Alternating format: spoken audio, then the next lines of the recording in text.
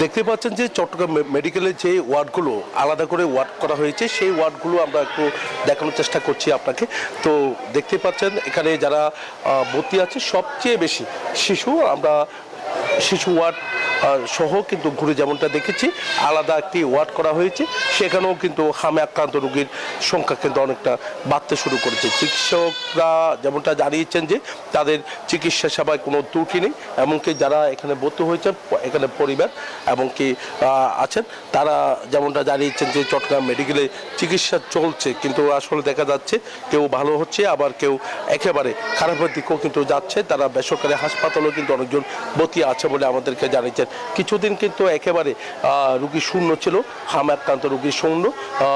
এখন কিন্তু দেখা যাচ্ছে আবার সংখ্যা কিন্তু অনেকটা বাড়ছে। কোনো কোনো শয্যায় কিন্তু দেখতে পাচ্ছি আমরা 2জন করে শিশু রাখা হয়েছে, কোনো শয্যায় 3জন করে রাখা হয়েছে। তবে এখানে যারা আক্রান্ত শিশু রয়েছে হামে তাদের চিকিৎসা সেবা কিন্তু তারা করে যাচ্ছে বলে আমাদেরকে জানিয়েছেন। তবে পরিবারের একটু সচেতনতার দরকার রয়েছে বলে চিকিৎসকরা বলছেন। পরিবার সচেতন হলে এই রোগ থেকে রেহাই পাওয়া সম্ভব বলে আমাদেরকে জানিয়েছেন। এমনকি মৃত্যুর সংখ্যা কিন্তু দিন দিন বাড়ছে।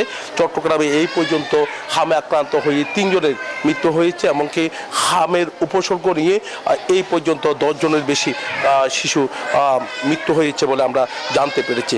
তো এই কারণে কিন্তু ভয়ানক আকার ধারণ করেছে চট্টগ্রামের মেডিকেলগুলোতে কিন্তু হামে আক্রান্ত রোগীর সংখ্যা দিন দিন বাড়ছে। তো এই কারণে কিন্তু একটু এখানে সিটি কর্পোরেশন সহ অন্যান্য জেলা প্রশাসন সহ তারাও কিন্তু প্রচার প্রচারণা চালাচ্ছে। মানুষের যে একটা সচেতনতার ব্যাপার রয়েছে সেটা কিন্তু তারা চালিয়ে যাচ্ছে বলে আমাদেরকে জানিয়েছেন। এই ছিল আমার এখানকার সর্বশেষ। ফিরে যাচ্ছে আমার সহকর্মী অপেক্ষা করছেন কুষ্টিয়া লালনের কাছে। কুষ্টিয়াতে আমরা গত কোরবানির ঈদের আগে দেখছি যে হাসপাতালগুলোতে কিন্তু ব্যাপক সংখ্যক রোগীর উপস্থিতি ছিল।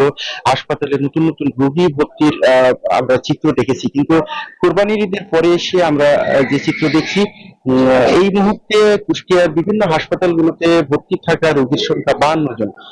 গত 24 ঘন্টাতে নতুন করে 12 জন রোগী ভর্তির তথ্য জানিয়েছে স্বাস্থ্য বিভাগ। তারা বলছে যে এর আগে প্রায় শতাধিক রোগী গত 24 ঘন্টাতে আসলে ভর্তির তথ্য ছিল, কিন্তু সেই জায়গা থেকে সেটি নেমে এসে প্রায় 12 জনে ঠেকেছে। সিভিল সার্জন বলছেন যেহেতু জেলাতে টিকা কার্যক্রম ইতিমধ্যেই কিন্তু সমাপ্ত করা হয়েছে, 6 মাস থেকে 5 বছরের নিচে যেসব শিশু রয়েছে বা বাচ্চা রয়েছে তাদেরকে টিকা কার্যক্রমের আওতায় নিয়ে আসা হয়েছে, যে কারণে তারা আশা করছেন যে সংক্রমিত বা হাম আক্রান্ত রোগীর সংখ্যা এখন কমে আসবে। সিভিল সার্জন বলছেন এর বাইরেও যেসব শিশুর বয়স আসলে 6 মাস পূর্ণ হয়নি বা অপেক্ষায় রয়েছেন, তারাও কিন্তু আসলে টিকা নিতে পারবেন।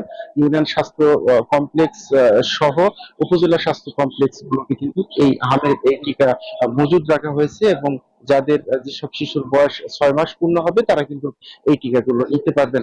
সিভিল সার্জন বলছেন যে এখন পর্যন্ত জেলাতে প্রায় 1622 জন রোগী হাসপাতালে ভর্তি থেকে চিকিৎসা নিয়েছেন। চিকিৎসা নেওয়ার পাশাপাশি এদের মধ্যে প্রায় 13 জন ছিলেন যারা হামের উপসর্গ নিয়ে চিকিৎসাধীন অবস্থায় কুষ্টিয়ার বিভিন্ন হাসপাতালে মৃত্যুবরণ করেছেন। পাশাপাশি আমি চিকিৎসকদের সাথে কথা বলেছি, চিকিৎসকরা বলছেন যে হামের ব্যাপারে কিন্তু আসলে অভিভাবকদের সতর্কতা হতে হবে। যাদের ছোট বাচ্চা বা শিশু রয়েছে বাসায়, তাদের বাড়তি যত্ন নেওয়ার কথা বলছে, পরিষ্কার পরিচ্ছন্ন পরিবেশে রাখার কথা বলা হচ্ছে। পাশাপাশি অভিভাবকদের সচেতনতার বিকল্প নেই বলে চিকিৎসকরা জানিয়েছেন। তো এই ছিল লালন এবং জয়, আপনাদেরকে ধন্যবাদ।